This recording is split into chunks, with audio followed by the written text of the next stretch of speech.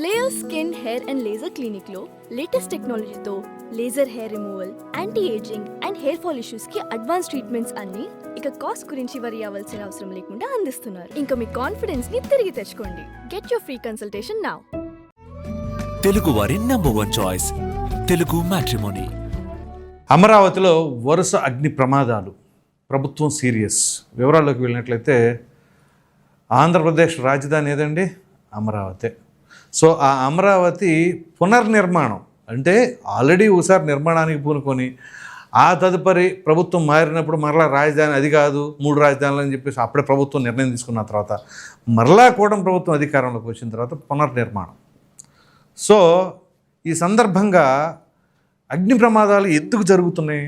అది అమరావతిలోనే, అది కోర్ క్యాపిటల్లోనే ఎందుకు జరుగుతున్నాయి అని అంటే ఖచ్చితంగా అగ్ని ప్రమాదమా కావాలని చేసిన కుట్ర అనేది ప్రతి ఒక్కరికి ఆలోచన వస్తుంది కదా. ఎందుకు అంత గట్టిగా మాట్లాడవలసి వస్తుంది అంటే వరుస అగ్ని ప్రమాదాలు ఎందుకు జరుగుతాయండి? అగ్ని ప్రమాదం ఒకటి షార్ట్ సర్క్యూట్ అయ్యి ఉండాలా, ఏదైనా సరే, లేదు ఇంకెవరైనా సరే స్మోక్ చేస్తూ లైటర్ ద్వారానో అగ్గిపెట్టి ద్వారానో లేదా బీడీ సిగరెట్ ద్వారా జరగాలి. ఇలా జరగాలి అంటే కొన్ని ఫ్యాక్టర్స్ కూడా ఉంటాయి. ఇప్పుడు ఉదాహరణకి మొన్న ఈ మధ్య జరిగింది, ఏది వెలగపూడిలో పైపులు తగలబెట్టేశారు. తగలబడి. సో ఆ తగలబడిని అంటే సరే అప్పుడు ఎండలు బాగా ఉధృతంగా ఉన్నాయి, సో ఏదో ప్రమాదంలో జరిగిపోయిందిలే అని చెప్పేసి అనుకోవచ్చు. దాని తదుపరి తాజాగా నిన్న రాత్రి 11 గంటలకి పైగా ఒక 4-5 రోజుల నుంచి కృష్ణా గోదావరి జిల్లాల్లో, గుంటూరు జిల్లాల్లో వాతావరణం ఎలా ఉందండి? వర్షాలు చెదురుముదురుగా పడతానే ఉన్నాయి. సో అటువంటి తరుణంలో ఆ నైట్ టైం కూడా తగలబడటానికి అంటే పైపులు తగలబడటానికి కారణం ఏమై ఉంటుంది? ఇప్పుడు L&T కంపెనీకి సంబంధించిన పైపులు అవి తగలబడినాయి అంటే ఖచ్చితంగా అనుమానించవలసిన అంశాలు వరుసగా అని చెప్పేసి అయితే చాలామంది అభిప్రాయపడతారు. ఎందుకంటే అమరావతి ఒక ప్రక్కన డెవలప్మెంట్ యాక్టివిటీస్ అన్నీ కూడా జరిగిపోతూ ఉన్నాయి, ఒక ప్రక్కన ఇన్ఫ్రాస్ట్రక్చర్కి సంబంధించి అటు రోడ్స్ కావచ్చు, ఇతరత్ర కావచ్చు, అన్నీ జరుగుతున్నాయి. మీరు కావాలంటే గమనించండి, ఒకసారి అటు సైడ్ వెళ్ళి చూడండి.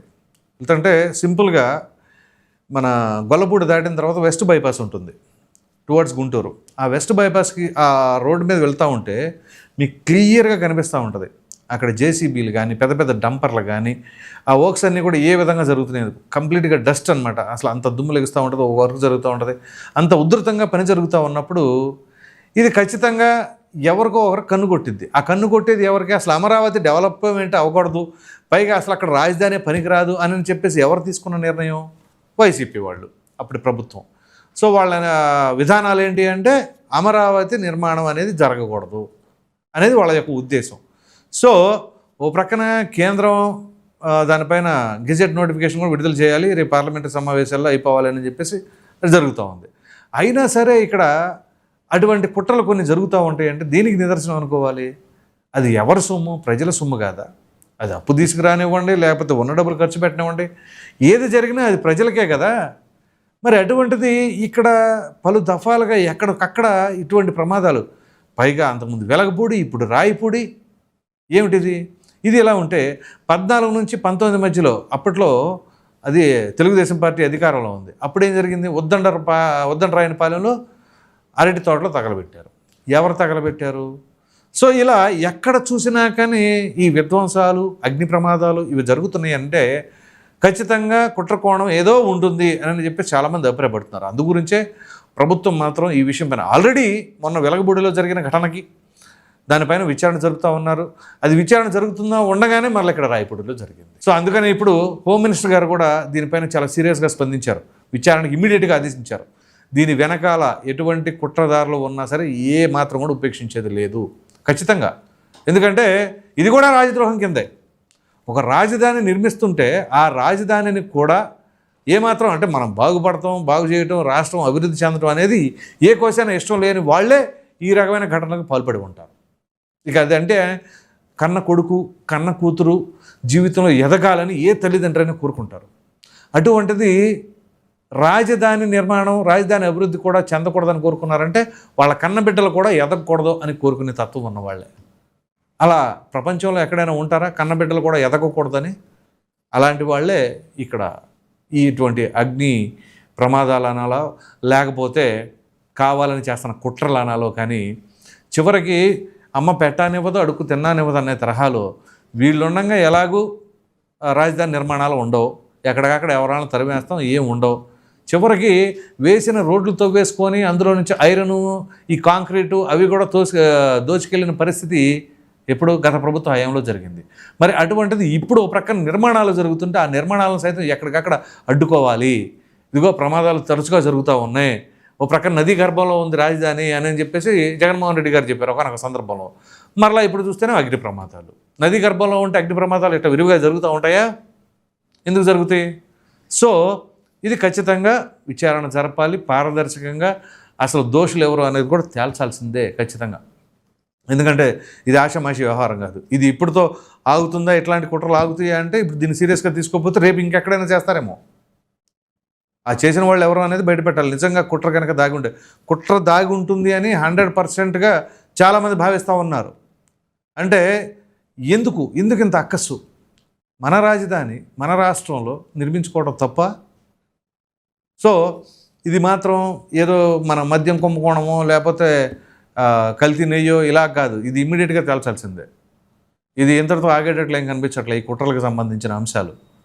అక్కడ ప్రజాధనం, ప్రజలు ఏ రకంగా కావాలి మాకు అమరావతి రాజధాని, వాళ్ళు పడిన పాటలు ఎన్ని, వాళ్ళు తిన్న దెబ్బలు ఎన్ని, వాళ్ళు ఎన్ని వేల కిలోమీటర్లు తిరిగారు. అటు అమరావతి నుంచి అరసవెల్లి కావచ్చు, దానికి ముందు అమరావతి నుంచి స్వామివారి దగ్గరికి కావచ్చు, ఎన్ని యాత్రలు చేపట్టారు వాళ్ళు, ఎన్ని అవమానాలు పాలయ్యారు, ఎన్ని దెబ్బలు తిన్నారు, ఎన్ని కేసులు పెట్టించుకున్నారు. కొంతమంది అయితే గర్భిణీ స్త్రీలు వాళ్ళకి గర్భస్రావం కూడా అయిపోయింది. మరి అట్లాంటి చేదు అనుభవాలను ఎదుర్కొన్న అమరావతి రైతులు వాళ్ళ త్యాగానికి ప్రతిఫలంగా ఇవాళ రాజధాని నిర్మాణం జరుగుతుంటే దానికి కూడా ఓర్వలేక చివరికి ఇట్లాంటి కుట్రకు పాల్పడుతున్నారా? ఇంకెంతకంటే దాష్టికం ఏదైనా ఉంటుందా? కాబట్టి ఇది మాత్రం ఏ ఒక్కరిని ఉపేక్షించకూడదు. ఖచ్చితంగా ప్రభుత్వం దీనిపైన సీరియస్గా వ్యవహరించాలి. విచారణ కమిటీని ఏర్పాటు చేసి విచారణ అధికారులని తక్షణమే తేల్చాల్సిందే. సో ఇప్పుడు అక్కడ మనకి ఎంతోమంది పెట్టుబడిదారులు రావాలి, రాష్ట్రం త్వరగా అభివృద్ధి చెందాలి. ఆ పెట్టుబడిదారులు వస్తే కదా ఏదైనా సంస్థలు కానీ లేకపోతే ఇండస్ట్రీస్ కానీ నెలకొల్పితే, అది నెలకొల్పితే కదా ఉపాధి లభించేది. చివరికి మన బిడ్డలకే కదా, ఎక్కడికో పొరుగు రాష్ట్రాలకి వెళ్ళి ఉద్యోగం చేయవలసిన దుస్థితి ఎందుకేక? మనకే రాజధాని నిర్మాణం అయితే మనకి అక్కడికి ఇండస్ట్రీస్ వస్తే, అది ఐటీ కారిడార్ కావచ్చు, ఇండస్ట్రియల్ సెక్టర్ కావచ్చు, ఏ వచ్చినా కానీ ఎడ్యుకేషనల్ ఇన్స్టిట్యూషన్స్ కావచ్చు, ఎంతమందికి ఉపాధి లభిస్తుంది? అక్కడికి వెళ్ళి మా అబ్బాయి అక్కడ పని చేస్తున్నాడు, ఇక్కడ పని చేస్తున్నాడు, తల్లిదండ్రులు బిక్కుమంట చూసుకోవడం, కుటుంబాలకు దూరంగా ఉండటం. సో అవన్నీ లేకుండా పోతాయి కదా మనకు అక్కడ పరిశ్రమలు వచ్చినా ఏదొచ్చినా. అలా జరగకూడదు. అలా జరిగితే ఇంకా ప్రజలు పెద్దగా ప్రభుత్వ పథకాలపైన ఆశ చూపించరు. సో కానీ ఇక్కడ కొంతమంది కోరుకునేది ఏంటి, ఆ పథకాల కోసమే వాళ్ళు ఎలకాలం ఎదురు చూస్తూ ఉండాలి, దేహి అంట.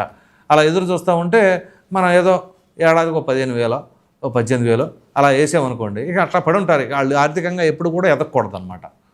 సో ఎదగకుండా ఉండాలి అంటే ఇక్కడ ఏమి నిర్మాణాలు జరగకూడదు, ఎక్కడికక్కడ విధ్వంసాలు జరగాలి, ఉపాధి లభించకూడదు. వాళ్ళు చదువుకున్న వాళ్ళు కాస్త ఏ వాలంటీర్ ఉద్యోగాలు లేకపోతే ఇతరత్ర చిన్న చేసుకుంటా నెలకు 5,000 10,000 తప్ప అంతకంటే ఎక్కువ ఆదాయం మాత్రం సంపాదించకూడదు.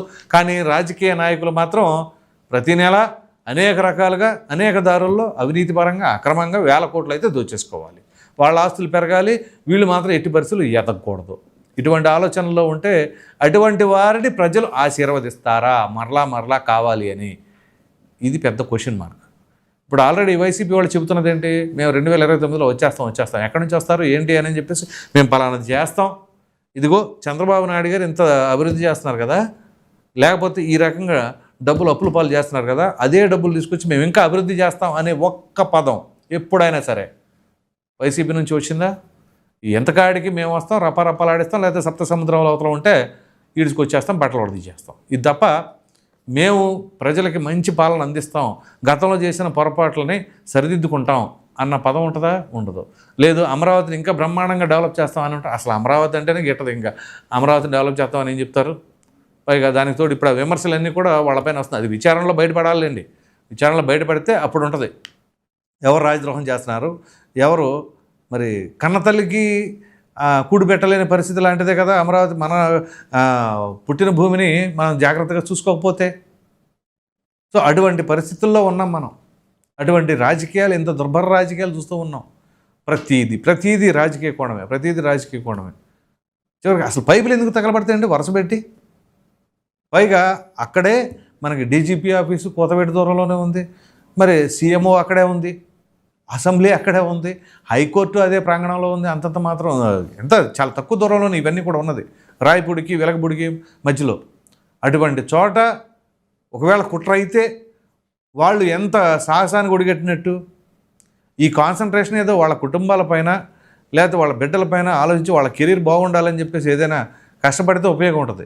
విధ్వంసాలకు ఉపయోగించకుండా వాళ్ళ యొక్క ప్రతిభని, వాళ్ళ కుటుంబాన్ని ఆర్థికంగా స్థిరపరలవటం, లేదా వాళ్ళ యొక్క బిడ్డల్ని మంచి నైపుణ్యవంతులు చేయటంలో ఫోకస్ చేసుకుంటే అది బాగుంటుంది.